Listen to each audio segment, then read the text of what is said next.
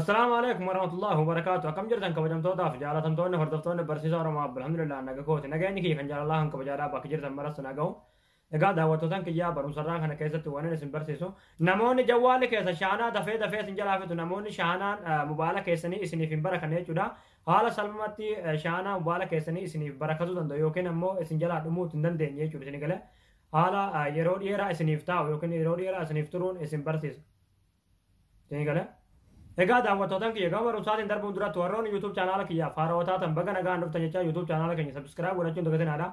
Yeroo subscribe gootan barumsi asirratti barsuun yeroodhaan nama dura akka dursee isin qaqqabu jechuudha mallattoo notification san kilik itti godhuudhaan ol kajettu irratti tuqachuun dagatinaadha. Akkasuma barumsa garraadhaa isin darbee YouTube chaanaala keenya jala seentanii viidiyoolee hangarraadhaa isin darbee hunda ilaaltanii barachuu ni dandeessanii akkasuma barumsi keenya yoo isinitti tole viidiyoo keenya laayik gootanii nu jajjabeessuun dagatinaadha.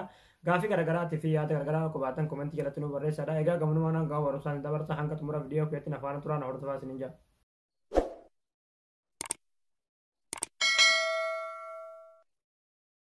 Hayyee daawwattootaan kiyyaa baxxaariyaan jawwaala keessanii yoo dafee kan isin jalaa dhumu ta'e yoo da'iifa ta'e yoo dadhabaa ta'e jechuudha akka yeroo dheeraa isiniif ta'a wanti gochuu qabdan jechuudha bakka bilbila ittiin bilbilatan kana jechuudha foonii kanarratti kilikni gootanii achi booda najma murabbaa duwwaa 22 murabbaa gootaniiti ofumaafuu barbaadee kana fide jechuudha isin galee.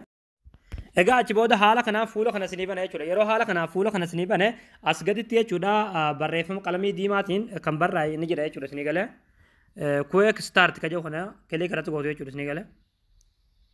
Ammallee okay kilik itti gootu jechuudha. Egaa daawwattootaan kiyyaa yeroo haala kanaan akkas gootan jechuudha baxxaariyaan jawwaala keessanii hanga tokko isiniif ture jechuudha isinii galee yeroo dheeraa isiniif ture jechuudha hanga duraan taa'u caalaa isiniif ta'a jechuudha isinii galee yookiin isiniif barakata jechuudha.